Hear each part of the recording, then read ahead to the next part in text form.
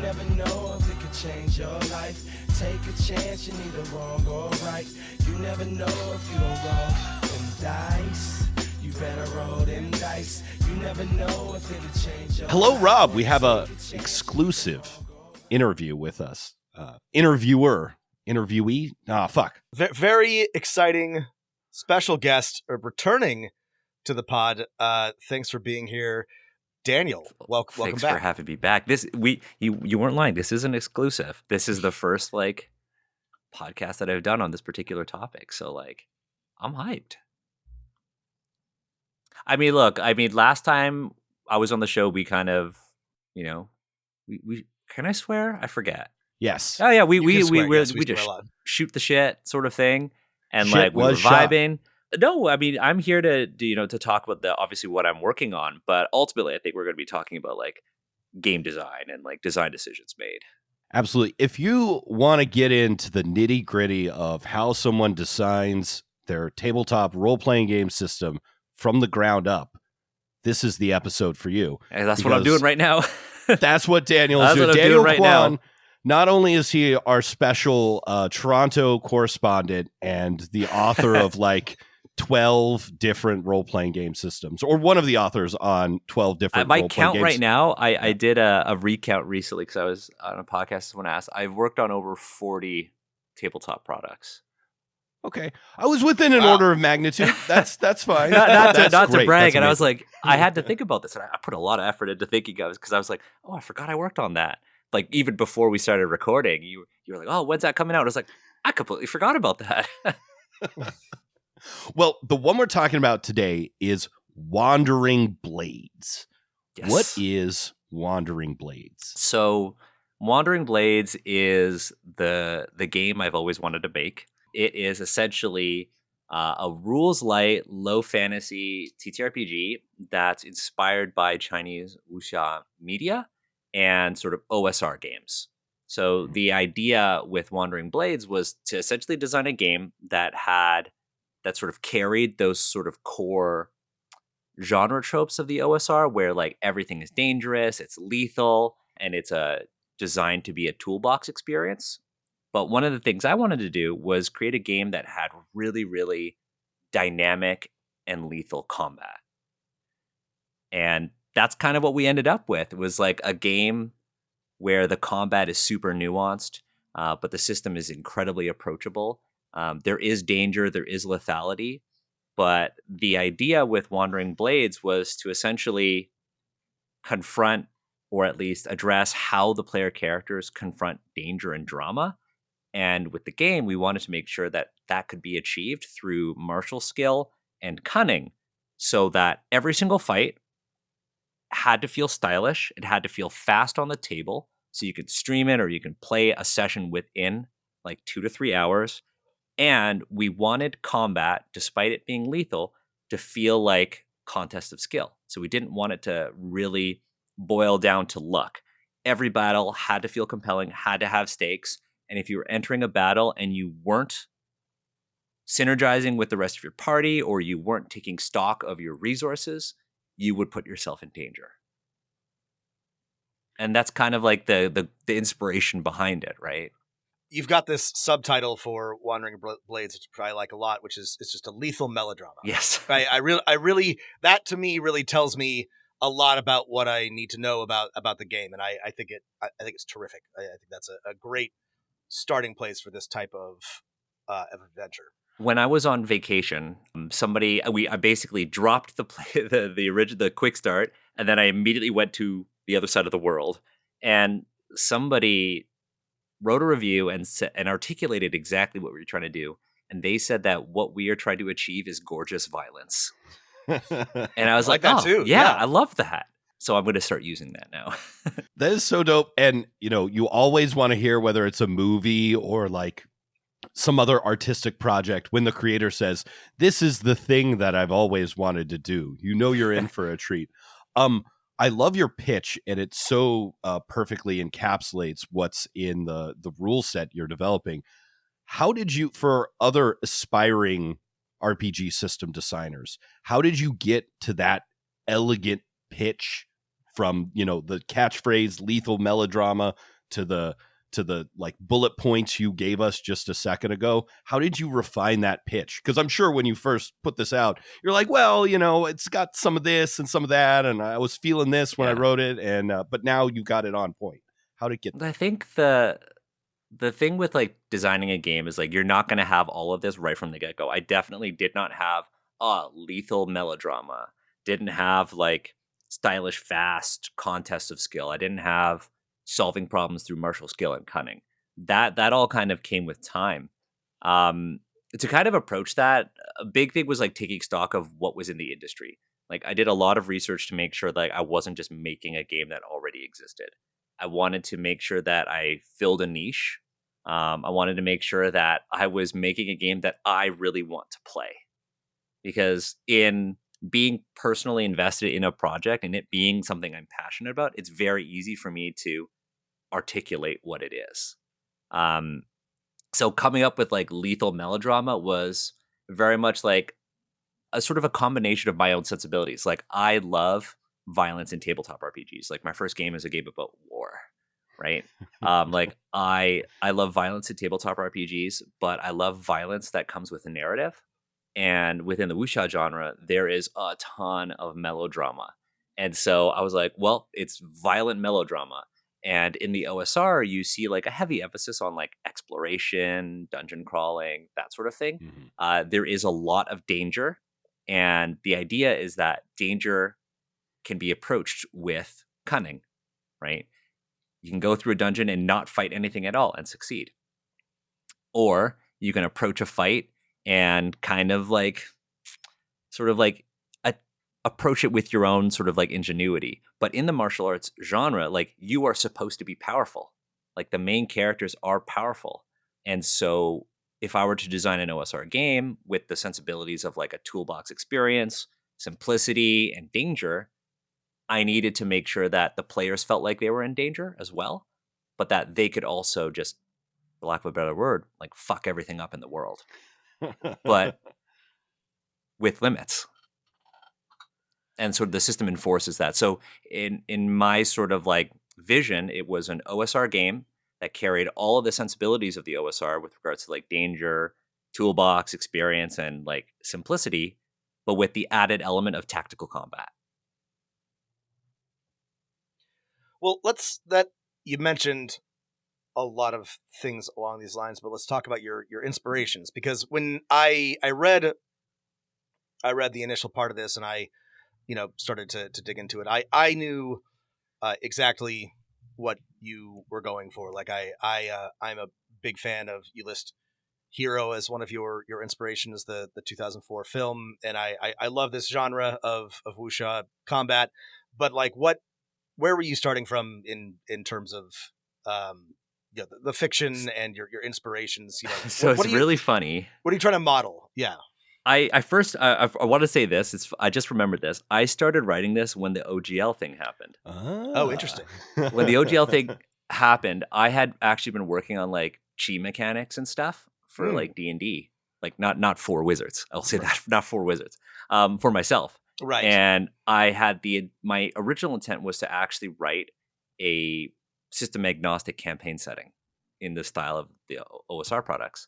And then the OGL happened, and I was like, well, I guess I can't really market this as like a D&D thing now. I guess I'll design my own thing. And it kind of started out of like anger. Yeah. But in terms of what I was trying to replicate, when I was like, okay, cool, I'm going to make my own thing. What am I going to replicate? And like Hero is definitely one of them, specifically like Donnie Yen and Jet Li, that duel that they have, that back and forth, where one mistake would result in like death, was something. For me, it was actually this two pieces of media. One was this film called Sword of the Stranger. It's an anime movie. It's incredible if you haven't seen it. But Sword of the Stranger is about this wandering swordsman who basically meets this young boy and his dog who are being pursued by foreign forces in Japan. And the combat and the fight scenes are so well choreographed. It's so dramatic. And I was like, that would be really cool as a game. And none of the games that I own, and I own a ton of RPGs, like too many, like most of us. Like I'm sure all of us, we all have games that we've bought and have never played. or we've bought and be like, I'm just gonna buy it for the mechanics. That's what we tell ourselves, right? Um, Yeah. but I didn't have any games or know of any games that could replicate that. And then I started, because Asians represent, like the podcast started looking more and more into wuxia and getting more into it. And so like Sort of the Stranger was like the starting point. And then I encountered the most interesting Chinese comic called Blades of the Guardians. And Blades of the Guardians was absolutely incredible. The first chapter of it opens up with this wandering sort of swordsman walking into what is essentially like a tavern in this like rural town, and he's got this like 5-year-old kid with him, and he walks in and there's this like bandit leader sitting at a table, and he sits down across from him and he's like, hey, I know you've got a warrant out for you. Like, I could claim it, or you could just pay me 3 times that and I'll let you live. And the bandit's like, hey, is one of you, you've got a kid, and there's 8 of us. And then in this one chapter, the main character, because I recommend everyone read it or watch the animation, actually, that's available online, he kills everyone in a matter of 9 seconds. He's like, hey, kid, count to 9, I'll kill everyone. And he kills everyone except for the bandit leader, who he maims. And I'm just like, that is incredible. Like, it's dark, it's gritty. Like, I'm not trying to necessarily replicate the wuxia that you see in like Crouching Tiger, Hidden Dragon. I want the wuxia that is bloody. I want the wuxia of like the 60s and 70s, where there's tons of fake blood and people get hurt. And so I had started reading this series and I was like, I want that. I want Sort of the Stranger. And of course, like, I love video games and anime, and I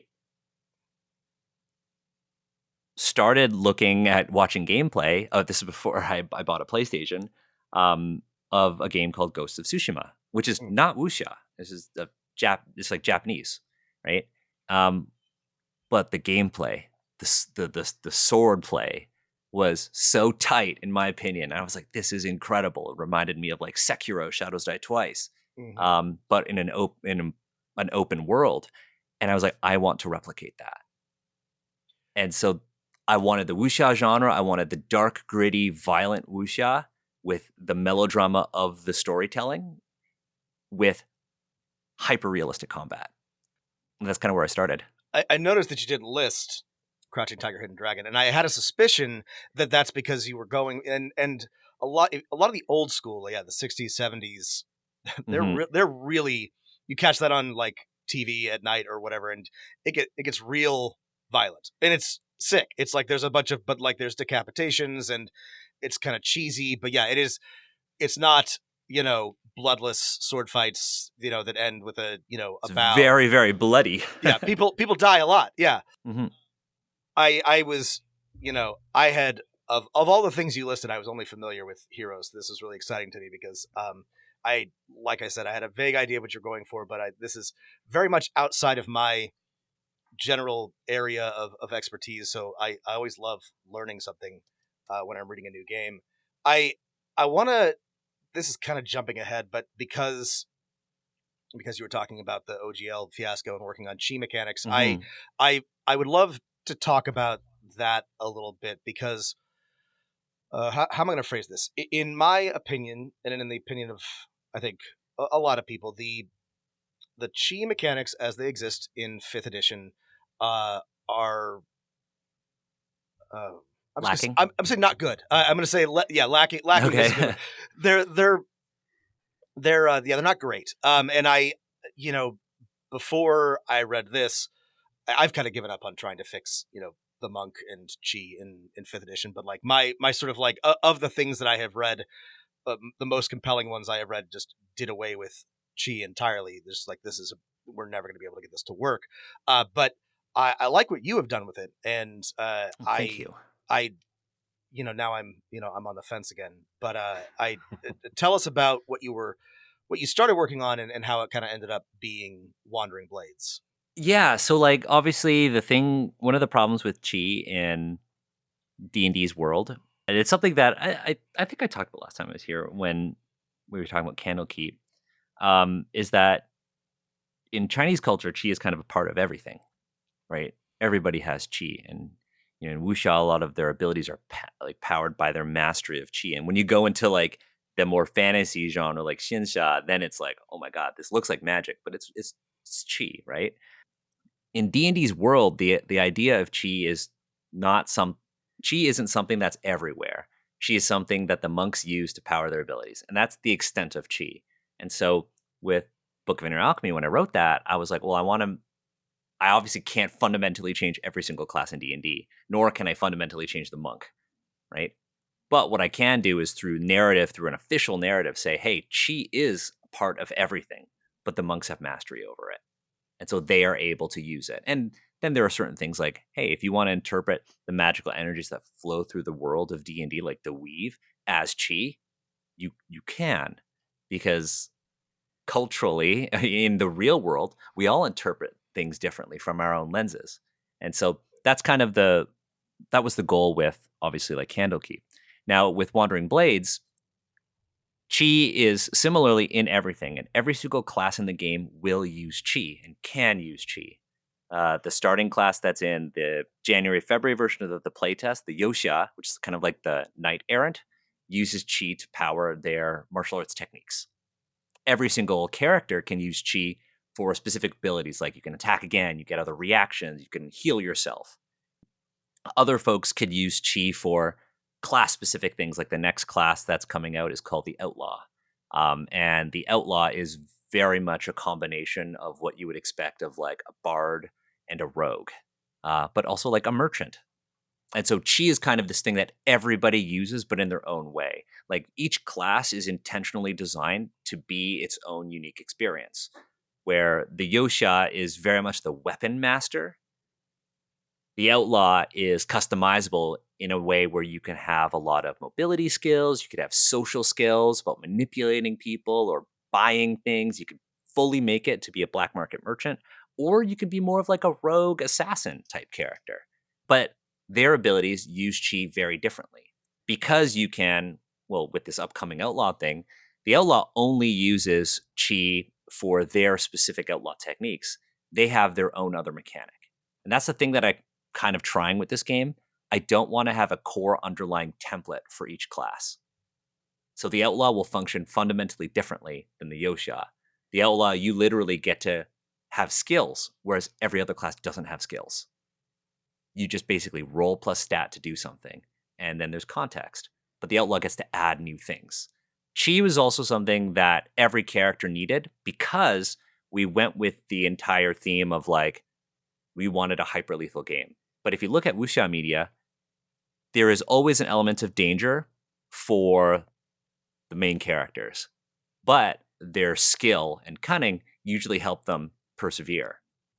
But in a tabletop RPG, you kind of have to figure out a way to, at least in our game, make the players feel powerful, but not too powerful. Because ultimately you have what is a power fantasy like D&D. So in the game, you are at your most powerful at the start of your adventure or at the start of your session. And chi can be used to essentially use all of these really, really good techniques, do extra actions, do extra reactions. You could wade through an entire battle, spend all of your chi and kill everyone in one round. But then you're out of chi. Once you're out of chi, you could still attack and all of that, but you are not as, say, powerful. You are not as invulnerable as you might think. So chi becomes something that can make the players feel powerful, and it can keep them out of that danger, but to a certain extent. And then that's where cunning, that's where teamwork come into play. And so that was the design intent with chi, was to like make it a part of the world, make it so that every single character has access to it to varying degrees. So like obviously the Outlaw has less chi than the Yosha, who needs it for their core mechanical loop, but everybody has it. And everybody has a sort of currency or thing that they need to think tactically about. I think you did a great job of talking about speaking of mechanics and your inspiration, you did a great job of introducing us to two parts of that in this game. What about mechanical inspiration, right? One of the things you said earlier that I was really curious about is you're like, I did my research, right? I made sure I'm not replicating something else, and I read some dope shit of other systems. Like if you're someone like me or like our listeners who are like, yeah, I do want to design my own RPG system one day. How do you do the research? Like, what is, I mean, it's probably going to look different for everyone, but like, what was your process for like, did you walk into the local gaming store and buy the whole shelf, or, how did you follow things? I feel like that would be a really awful financial don't do decision that. for me, and would certainly get me in trouble with my partner. No, for me, it was very much like I have a regular gaming group, and I like testing stuff out. I love reading RPGs, but I also love playing games that aren't RPGs. So, in terms of RPGs, the things that really inspired this, and like we are going to be, we really, really sure, like we really want to list everything. And like in the OSR, there is this idea of like building upon the work of others, right? And acknowledging what's been done.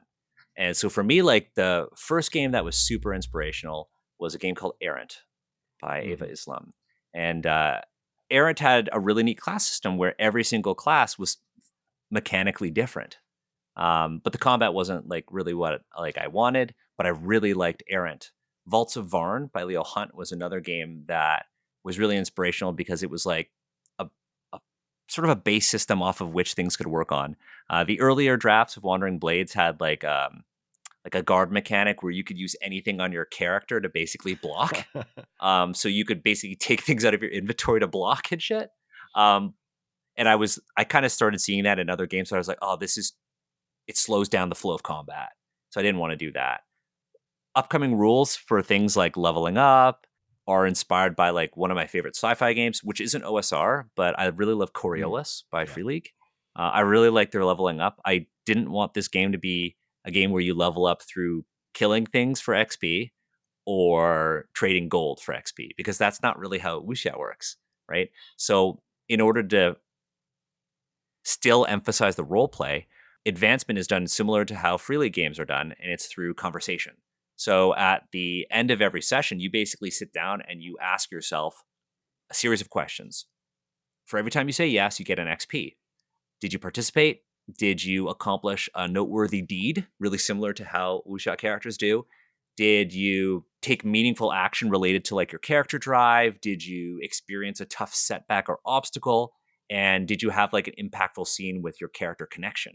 So to kind of encourage role play and to kind of put yourself in danger for the sake of your narrative, we wanted that to be part of like character advancement. And so when your character advances, you can basically, we also put alternative rules where that's one thing we're going to be really careful about doing, is like adding in optional rules to make it, to communicate that you can do whatever the fuck you want with this game.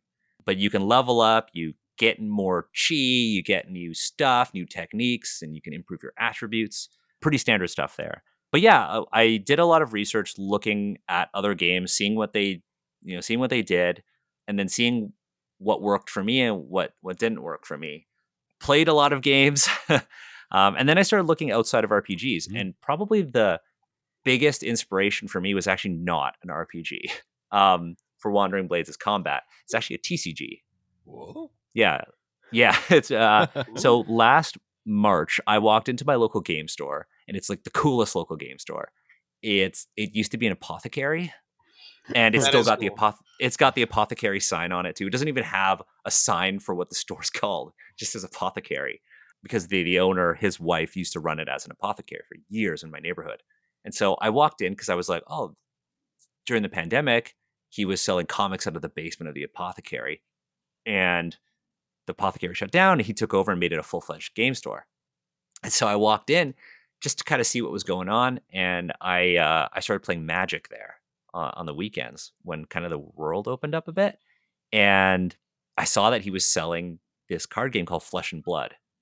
And I was like, oh, what's that? That seems cool. And the owner, Al, this shop's called the Negative Zone. Shout out to Negative Zone. Nice. He was like, Nice. here, take 2 free decks.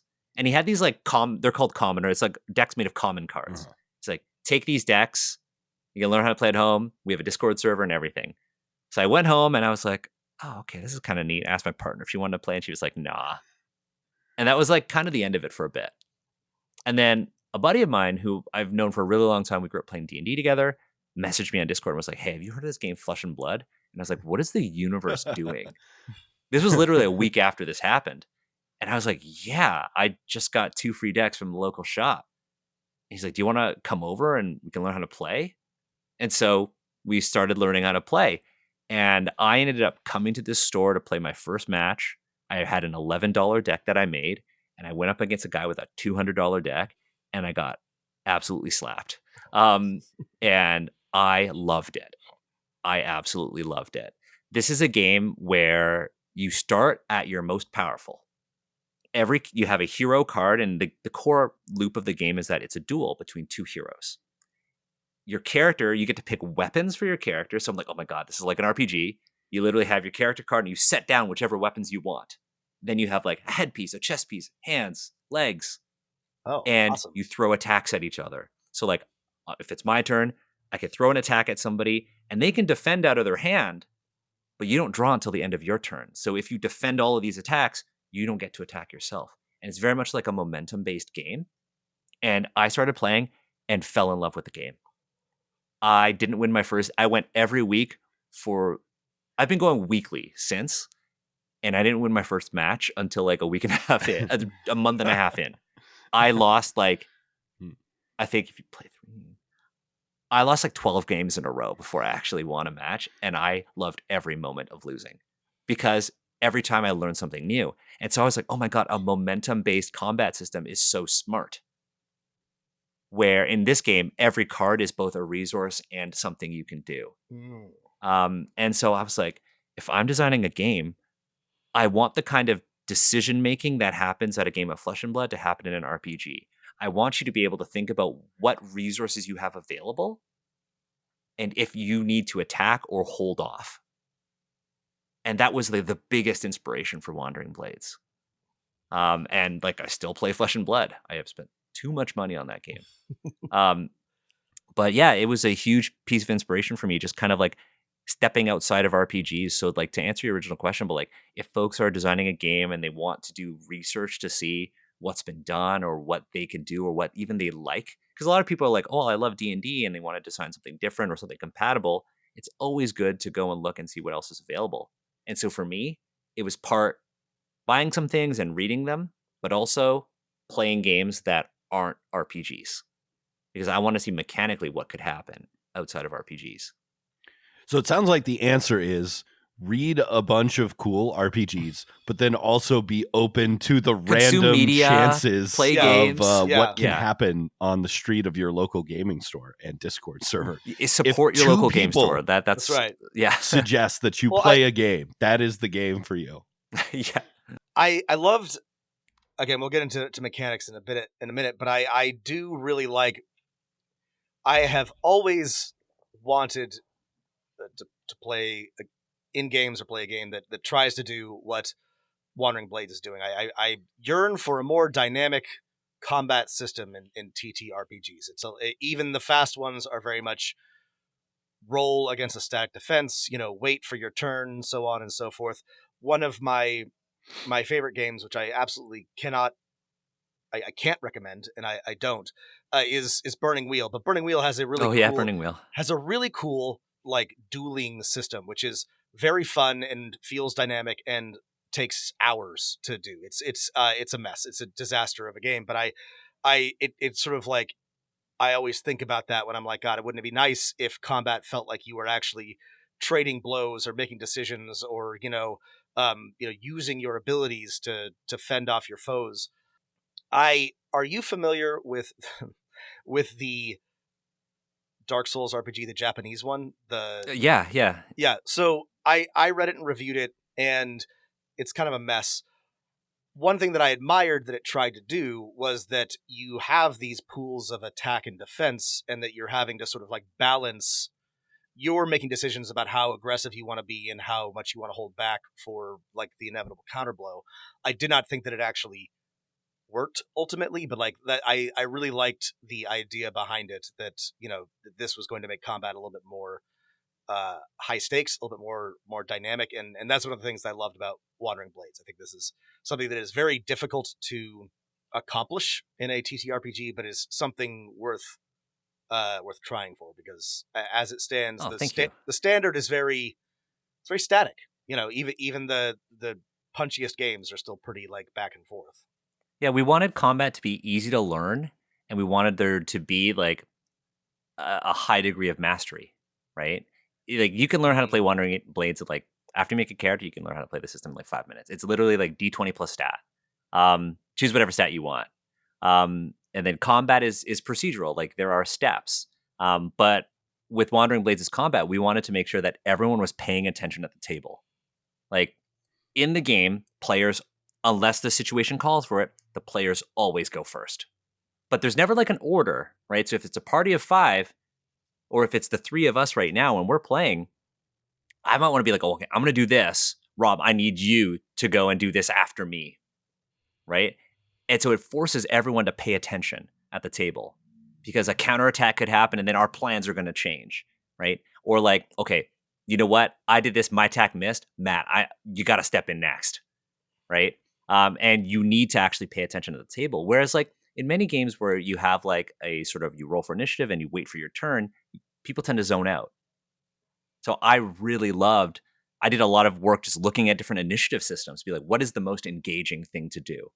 And then of course saying, okay, well, I have all of these options. What then interfaces best with like a lethal combat system? And that's kind of how I started like piecing things together. Each thing within Wandering Blades is like a subsystem and they together make like a whole experience. But you could take Wandering Blades' combat and totally apply it to another system. You can go and apply it to D&D if you wanted, right? Apply it to D&D, make sure everyone has some sort of currency, like chi, right? And then run with it. Because if you think about it, it would work with D&D too. It would work with Pathfinder. It would work with any game that has like structured combat. A lot of the stuff in this quick start would work with, I feel like, most OSR or new SR games I have played. And of course, that's one of the beauties of OSR.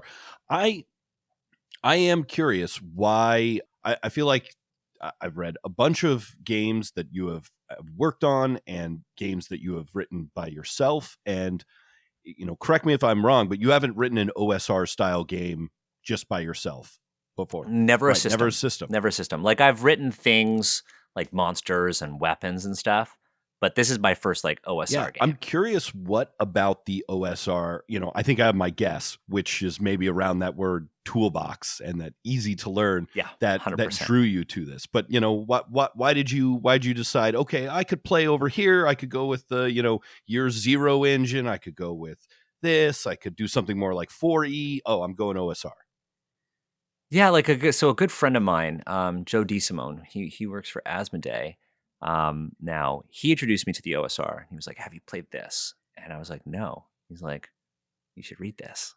And then he's the guy who I always every single OSR thing that I make is always dedicated to him because he's the one who introduced me to it. And so for me, it was the toolbox experience. It was like I want a product to lack fluff. I want it to be functional. I want every word to work or be meaningful. I basically don't want filler. And that's the thing with the OSR is like everything is functional. But I also love the community and the design philosophy. It's like, I've made this one rule system. It's one page. And people aren't afraid of sharing that with the world. It's like, I've just made this thing. Or like, I have made a system just for wagons. Cool. And then somebody's like, oh, I needed that for my game. I'm going to use that with my Mouse Ritter game. Like, I love that. I love the spirit of like sharing and creativity. I love how people build on each other and there are like genealogies of game design within the OSR. I think that is so fabulous. Obviously, there are like every community has bad actors and there are things that happen, right? We talked plagiarism most recently and like other things, but like, I love the spirit of it. I love the toolbox experience. I love the emphasis on hacking. I love the fact that people are trying to design games that they like, right? Things that work for them. And if it works for one other person, that's awesome. And so that's kind of what I'm trying to do with Wandering Blades. Is like I feel inspired by the OSR community. I think there are so many really cool OSR creators out there. Like for instance, like I'm working on the character sheet right now for Wandering Blades. I'm struggling. Like I'm not a graphic designer. And I've learned that character sheet design is really hard. but I know exactly, like, I know what my North Star is in the OSR sort of design sphere, and it's the mothership character sheet. Great character sheet. Because I love how it literally, Yeah. I love how it flows. I love how it's got directional arrows. It tells you exactly what you want to do. I'm like, I want that, but how do I do it for my thing? And that's been the struggle. But yeah, I like how I have things that I can look to, and I don't feel like, oh, if I'm looking to Mothership for inspiration, my game has to be like Mothership. No, I can be like, I love how Mothership's character sheets work, and not even the mechanics. I also love Mothership, but Wandering Blades is nothing like Mothership. But I want the character sheet to flow like a Mothership character sheet, and like that's like a cool thing about the OSR space. I really like it. Take what's good from everything. Take what's good for you, and kind of combine it into one cool thing, one nice, cool original thing. I love it. That's so dope. I know exactly what you mean, and I couldn't agree more. I have just recently started running a Shadow Dark game, and I've been doing a lot of tinkering in Shadow Dark and Labyrinth Lord, and I love the systems, but I'm finding areas where I need to make improvements or adjustments, and there's so much out there. There's a great community, and people are so enthusiastic about it, and there's just like a ton of, like you said, resources. Somebody has probably already done the thing that you are, or tried to do the thing that you're working on. I'm going to steal your dual wielding mechanics, by the way. Is it so easy? It's so simple. It's so easy.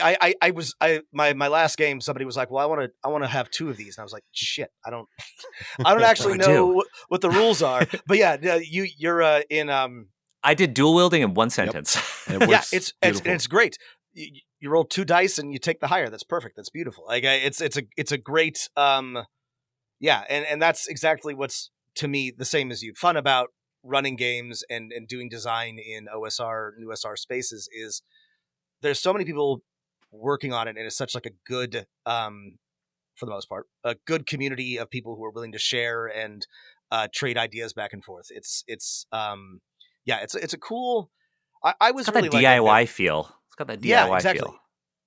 Like I feel like I'm trying not to sound pretentious, but like I feel like I'm like actually like being creative. Like I feel like I'm actually like engaged in what I'm doing. Like for the first time since I did my first game, Ross Rifles, I've actually been working in a notebook, like a physical notebook.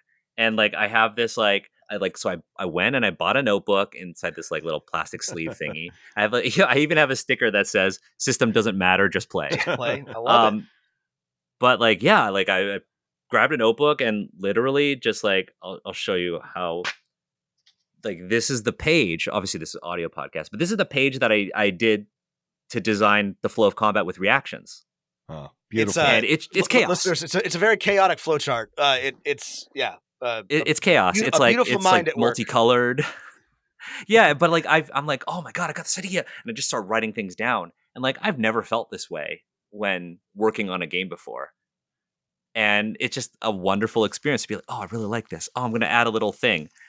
And I've really liked that sort of process. Plus, if you have a notebook and you're out, at the park, at a coffee shop working on your notebook, you look so much insanely more cool than someone on a laptop. If I were to go out like that and not be a hermit.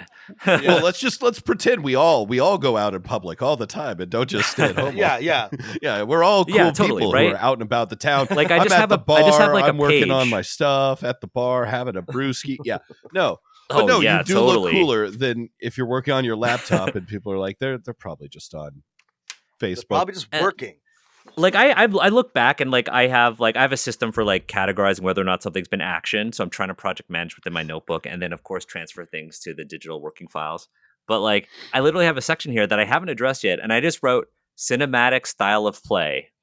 How do I make cinematic optional rules? And I literally just wrote cinematic movement, exploding damage dice, style points, and then I wrote in a different color, used for longer battles to generate finishers? Question mark. I don't know if I'll ever go back to it. I think if we ever crowdfund this, I'll just make this like a thing. Like a thing. One tier, one thing, you get my notebook. Yeah. That's awesome. If you can read it, good for you. I've also gone back to go ahead, Rob. To notebook. No, I was going to say like I do the same thing now. I have, I take a lot of hand notes and then they get transferred to the digital medium because that's where you have to do all the work. But like, yeah, for ideation and for noodling, a notebook you can't beat it. You can't. And look, like it's also like if you're listening to this, like do what's best for you. For me, like I've never really worked in pen and paper on game design, but this was the thing just happened to work for me. Especially when like, I was in Japan on vacation in like January, February, and like having the notebook was just nice for me to do on like the plane. If we were out and about, I was like writing stuff on my phone and then like writing down notes in the notebook. And yeah, it worked for me. And like most recently, I kind of sat down with my notebook to I was watching like gameplay, and somebody in the Asians Represent server asked me a question, and they were like, "I didn't find it," and they said, "What was it?" I had mentioned on the podcast, like, "Oh, I should do a breakdown of like Wandering Blades' combat," and then somebody asked, "Hey, for an episode, could you break down cinematic scenes as if they were played in your game?" So like literally frame by frame, how would it work? And I was like, I think that would be like a weird episode of the podcast, but I should actually put something out like that. So I went and found a video that I had saved of somebody playing really high level Ghost of Tsushima. Cool. They were just really good, flawless, highest difficulty. And I was like, I'm going to look at this. And I broke it down second by second on what you could do in Wandering Blades, and an entire combat encounter where the main character basically mows through like 4 or 5 like enemies, you could do perfectly in Wandering Blades. And I was able to articulate exactly what you could do in the system. And I was like, this is what I want to achieve. If you folks are listening and you want to read that, you can read it on like the itch.io page for Wandering Blades. There's like a dev update that I wrote. And it's just like called Taking Inspiration from Video Game Combat. And I plan on doing this for other media too. Yeah, it's really dope. It's like, Dale, the character takes a slow action. Guard. Yeah, it's attack, like, it's literally the rules. Slicing it. Yeah. This is blowing my mind. This is such a good idea. Whatever you're designing, whatever you're trying to do, trying to see if it, looking at a TV show, an anime, a movie, a novel, can it model the type of media that you were trying to, and that's hard to, that's going to be hard, but like, that's such a great, I guess, barometer for like, is your game working the way that it's supposed to? That's I'm gonna yeah. If I'm gonna say like all of these specific pieces of media are inspirations for my game, I better be able to articulate how you can replicate that experience. Okay. It's a nice design challenge too, because in doing that, I was like, okay, this works as intended. This is what I want. And I can kind of adjust. So it's got almost like a design exercise for me too. And I'll do that for a party. I'll do that for another class and everything. Super dope. Great exercise for anyone designing a game. Okay, I have, then we should talk about some of the nitty-gritty of combat in a second, but I have, I think, a tricky question. And it's a question I call the like paradox of OSR games, right? I love OSR games. I love the rulings, not rules. I love that I can teach them to anyone in like 10 minutes. I find that a lot of OSR games, like the actual combat, it's very fast, but it's often fast and dull, right? In that while players can, their creativity should be encouraged, oftentimes there's very little to do than, run up and hit something with your spear. And then immediately get killed by something more powerful than you, and you have no way to stop that. But like on the other hand, like as we were talking about the DIY stuff, like I remember reading, I wish I could remember the name of the blog, but it was so many years ago. Like someone was like, "Oh yeah, in my OSR game for maneuvers, we just do a regular attack roll, and the person who gets hit, they can decide." Do I want to get disarmed or do I want to just take the damage? So if someone says, I want to disarm someone, they roll an attack. If they hit, they can say, I'm disarming you. And if the person's like, I don't want to be disarmed, I'll take the blow. I'm like, oh, wow, that's so elegant and exciting. But at the same time, right, I don't know, right? OSR games, like the stigma is that combat is not complex. It is not, teamwork. It is kind of random chance, right? So how did you try and deal with this paradox, or do you reject my paradox of OSR combat? No, I think you're absolutely right. I mean, there are exceptions. There are certain games that give you a bit more power, like Rune Cairn, I think is the best OSR game that replicates Dark Souls, essentially. I completely agree in a way. And again, it depends on how you play, right? I think most of these systems are meant for like, hey, do what feels right for you. For me, like Wandering Blades is definitely not crunchy. It's not a crunchy game. It's kind of like right in the middle. But the thing with my game is that I wanted to introduce optional structure because I think scaffolding is really important for players because if you're going to pick up a game and you've never played a TTRPG before, picking up like a rules light game might be really difficult because a lot of the decision making is actually based on like the GM's arbitration or interpretation of the situation or rules. But if like, so for instance, like my first big game was Ross Rifles. It's a World War I powered by the apocalypse game. And with that system in particular, if I want to say, okay, I want to run up to a guy and I want to stab him right in the leg so that he can't run, what do you do with that system? Like if you have a move-based system, right? So with Wandering Blades, we wanted to have structure in combat so that essentially everybody knows what they can and cannot do and how they can break that. And that's where, like I said earlier, that's where chi comes in, right? There is like a clear structure for combat. Like players always go first. We have fast turns and slow turns. I love that about Shadow of the Demon Yeah, this Lord. is so cool, this mechanic. Right? So like, and that's something that you see in like a lot of games where you basically decide, do I want to go sooner, but at the expense of the number of things I can do on my turn? Or do I want to go later and do more things, right? So at a minimum, at the start of combat, everybody declares, do I want to go fast or slow? If you go fast, you get one action. If you go slow, you take two actions. Everybody gets, regardless, also one reaction for the entire round, right? So you resolve fast actions. Do I want to move? Do I want to attack? Do I want to do like a technique, or do I want to do some sort of maneuver like a feint or a grapple? That's it. You roll your dice, resolve as normal, right? But you could bypass that. For instance, like the Yosha, this was like one of the first techniques that I wrote for it. The Yosha literally has a technique that lets you bypass that. So for instance, I could go as a fast action and the GM might be like, oh, okay, well, they only get one thing and they're far away from me, so they're going to use their action to move. Why would you do that? Or maybe they're going to pull out a ranged weapon and use their action to attack me at range. But as a Yosha, I might have a specific technique. And that technique might be Twilight Thrust. So I can spend my chi to move and attack as a single action, but only in a straight line. So I could basically say, I'm going first. I get the advantage. Boom. I move and attack. Right? So that's the fast action. The slow action gives you two things. So I can spend all of my chi, do two really big techniques, wipe everyone out if I wanted to, if we felt like we were in that much danger. Or I can not use chi and be on the defensive. And that's where we had things like stances, like defensive stances and stuff. So I could save my chi. If I'm surrounded by 8 dudes, I can only react once a turn. But if I want to try to parry and counterattack everyone, maybe I can blow all of my chi. I'll go last. I'll take like a defensive stance, which counts as a move. It increases how difficult it is for me to get hit. And I'll just counter everybody's attacks. So I won't even attack. I'll just use my chi to react 7 additional times and let them kill themselves, basically.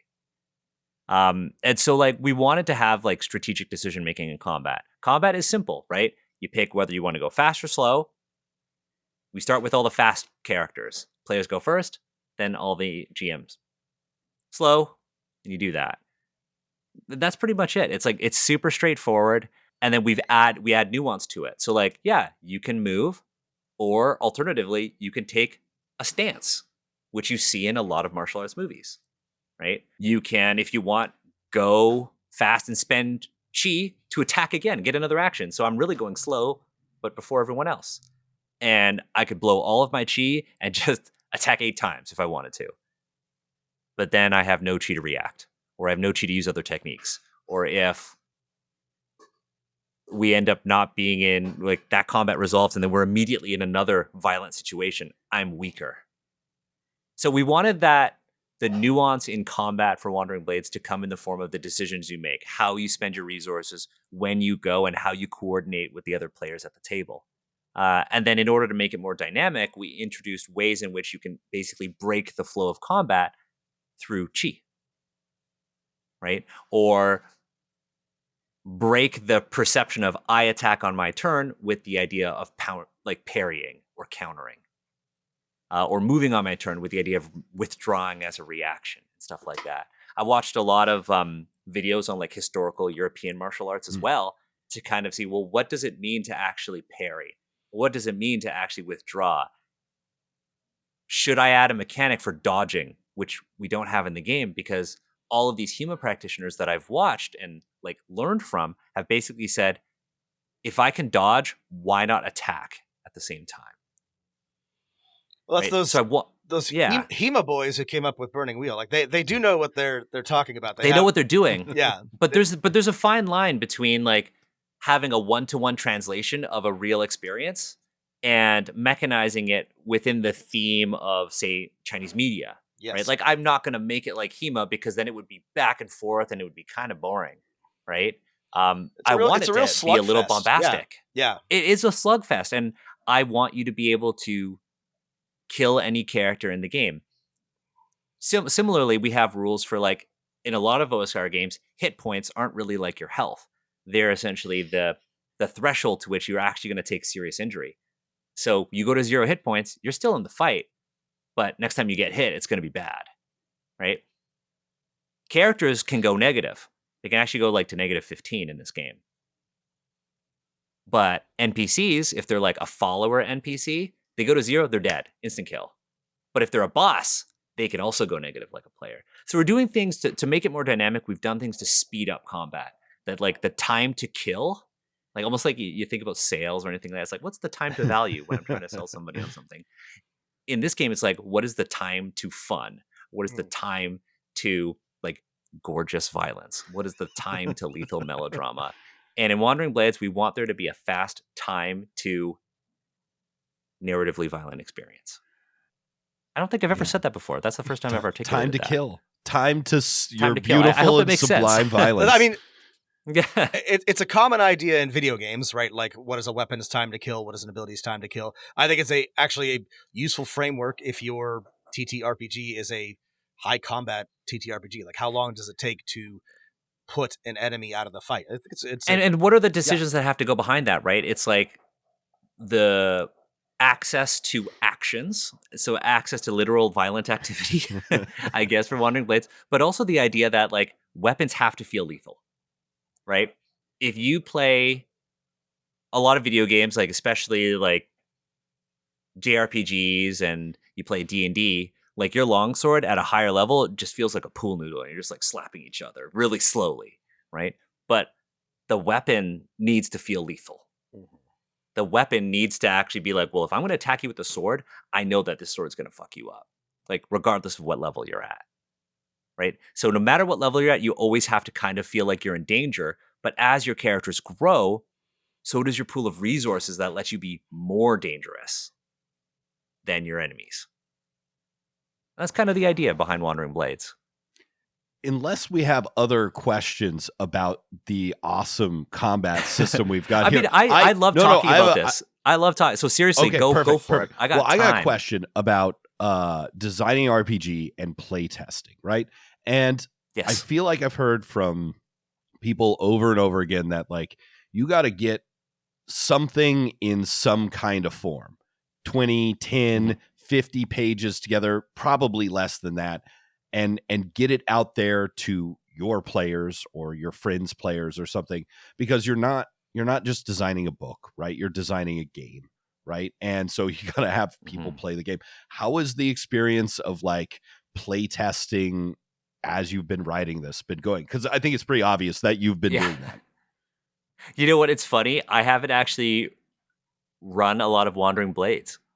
Play testing for what? So in terms of what we've released so far, we intentionally were like, okay, we want to release the combat rules and a class, and we want that class to be versatile enough that somebody could pick up the quick start and basically make 4 characters that are all distinct. So like that wuxia class is designed so that 4 people can make it and they can all be different, right?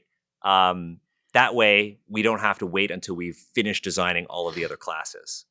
We released the rules for combat, and that's pretty much it. And we were really upfront about it. This is what we're working on right now. Would love your feedback. If you vibe with it, cool, stick around. We're going to keep releasing more. In terms of playtesting, I have a bunch of toys on my desk, and I sometimes sit down and I place them in front of each, like miniatures, and I place them and I'm like, okay, this person attacked, what would happen here? And then I just move them around and I like play with my action figures, basically. And that's how I've been kind of walking through it, right? But also like talking about it, being like, walking myself through these like design sort of conversation of like, how would I replicate this combat in this game, right? Because for me, like making the math rocks work, like the dice, is super important, right? Like people are going to run my game narratively however they want to run it, right? But the core part of it is the combat. So I need to make sure it fundamentally works and does what I intend it to do. And so I'm not rushing to get this product out. I am right now playtesting, conceptualizing how it's going to work. And we're actually going to a con this weekend, Breakout Con here in Toronto, and we're actually running open games of Wandering Blades for the first time. And then, of course, getting that playtest out there and openly and publicly on like my itch page being like, yo, tear this thing to pieces. Tell me what's good. Tell me what you don't like. Tell me what doesn't work. And we got a ton of feedback, and it came back from Japan, and I actioned all of it. Nice. So just like honestly, like being open to feedback and making sure that those who are interested in your game have the ability to provide feedback is like really important. Not just sitting in a store and playing your game, right? Because you are playing your game with the bias of essentially you understanding how the game should work. But I want other people to read my rules and see if they make sense. Because if I'm reading them, of course they make sense. I wrote them, right? But I want, like, playtesting is not just playing your game and running it for other people. It's having open channels for feedback, making sure that you are transparent with your design process and your intentions with your product. Because, like, we sat down and the three of us didn't talk about Wandering Blades really in advance for this recording. No. But you two know exactly what I'm trying to do with it. And, like, that is in part because of how I am communicating what the experience is supposed to be. Right. And so for me, it's like being very communicative, soliciting feedback, and of course, running the game. Right. And going through exercises like, what am I trying to replicate? I'm going to sit down for an hour and watch this video or watch this movie, see how this would run on the table in Wandering Blades. I'll watch the same fight scene, same like 30-second fight sequence over and over again for an hour and write down how it would work in Wandering Blades. And if it doesn't, ask myself, okay, is this a thing to speed up the tabletop experience, or is this something I should actually change? And then, keep iterating. That's so dope and smart. And thinking about playtesting as just like more than like, other people or yourself, or especially yourself running the game. And they take an agile approach to this. I do sprint Yeah, reviews exactly. for my game. Oh God. I mean, it is good advice. Well, and this is worth noting because I think that, playtesting is tricky for everybody. If you're small, you don't have time or resources. If you're and like what also is like, are you going to get more? What is the ROI on sitting down with four people and playtesting? Do you get more return on investment on that than, say, releasing an entire quick start into the wild and getting feedback that way? Not all obviously playtesting is created equal, right? Like there's different, like exactly. There's you can playtest, you can run games for your four friends, ad infinitum, and that may not be as useful as, like you said, releasing it to the wild or reviewing doing both. Or do both, yeah. But like, I'm one person, right? And like what is my bandwidth? Like I have a regular day job. And so like I have to think, what is the most effective way for me to actually solicit feedback? And like I can't be going to the game store every time, because not all game stores run playtesting sessions. I have certainly already run it by friends and everything like that. I've been like, hey, does this make sense? And I will walk them through it. We have like my design partner, Drew, who I brought on maybe a year in.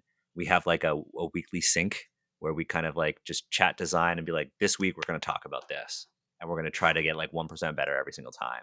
Like we do it through that. But then of course, like releasing shit. Like in terms of release, what I've been doing is I've released a quick start publicly for folks to like consume. And then my plan is to every quarter release an updated version of that quick start. But in between those releases, release new stuff on Patreon. So folks on Patreon basically get a monthly video of me being like, what the fuck's in my notebook? I'm going to decipher this for you. And I just put a camera on my notebook and I talk about everything that I've written so far. Or like, hey, I'm going to walk through combat. Or, hey, here's, instead of 25 pages, here's the 47-page next version of the quick start. Like, let me know what you think. And I've been kind of doing it that way because it, A, is a way of like funding the game. And B, it's a way for me to also engage with people who are financially invested in my work. So I'm also getting feedback from them, and I'm also showing them that I am working on this. I'm holding myself accountable because, like, we've said, like, what are the methods to playtesting? It's going to be different for everyone, but for me, it's like communication, feedback channels, obviously, like playing the game, doing these design exercises, but also holding myself accountable to these things by posting on Patreon, by making sure that these people who have invested their money in me get their money's worth.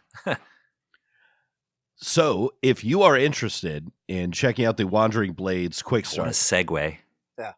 Daniel Kwan's itch.io page, link in the show notes, or if you want those special extras, you can join us at patreon.com/Daniel H. Kwan, also link in the show notes.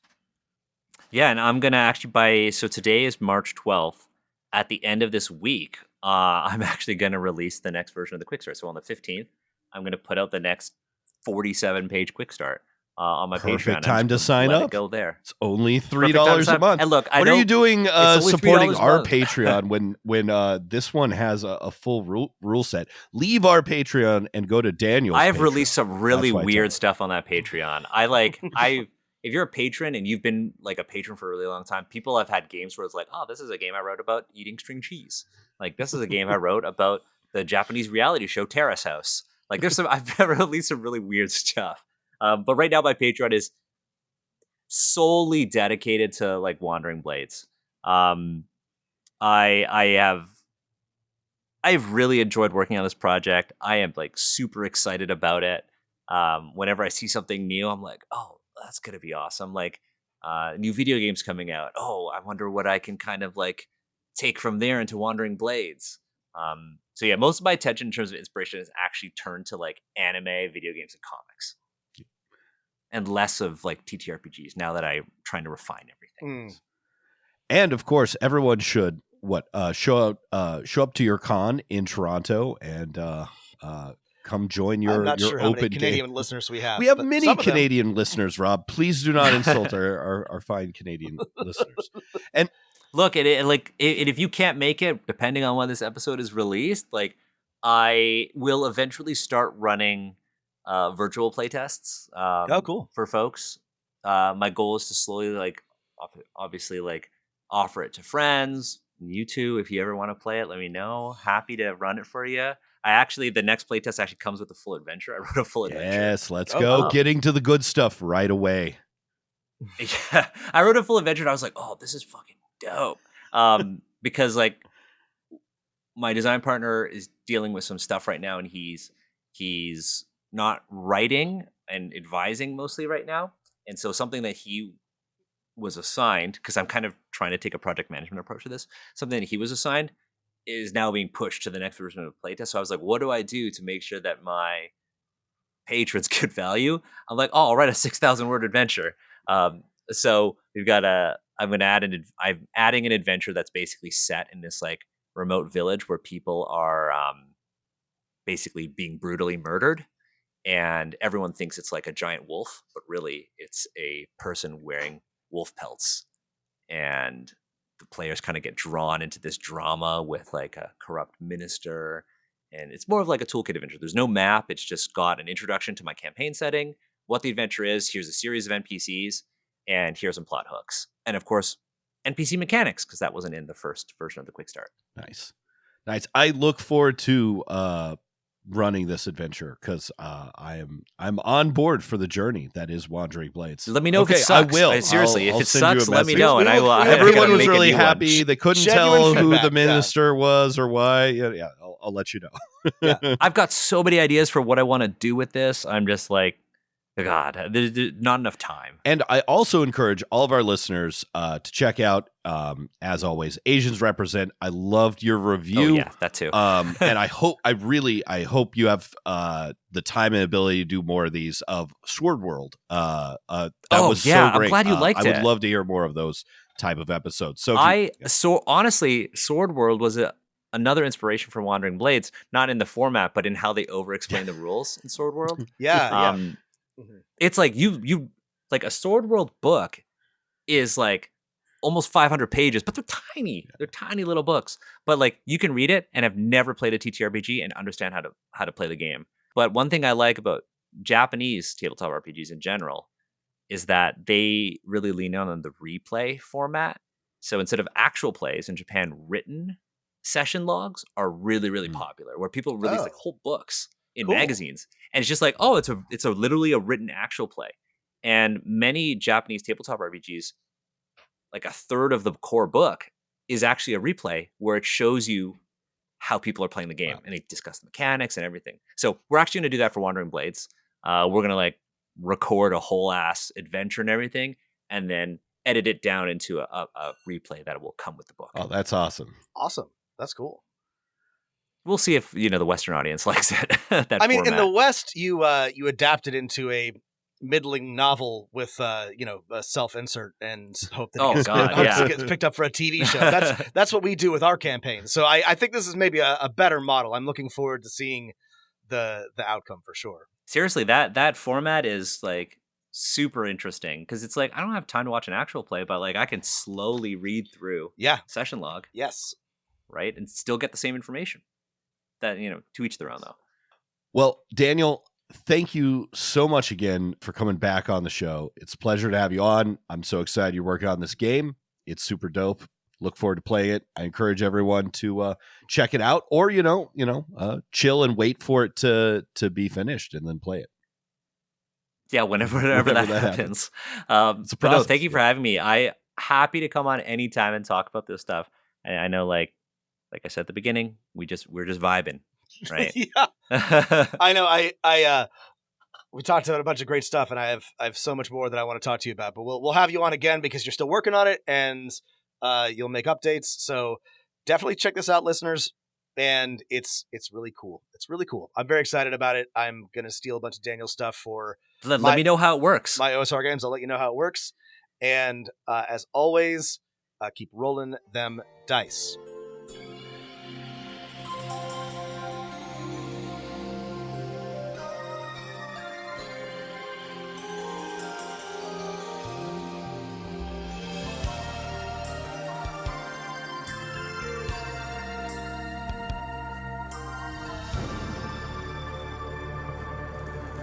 是愉快，是難過，是陶醉，是情緒，或在日後是作傳奇。愛是盟約，是習慣，是時間，是白髮，也叫你我乍驚乍喜。完全遺忘自己，竟可相許生與死。來日誰來問起？天高風急，雙雙遠飛。愛是微笑，是狂笑，是傻笑，是玩笑，或是為咗害怕寂寥。愛是何價，是何故，在何世，又何以對這世界雪中送火？誰還祈求什麼？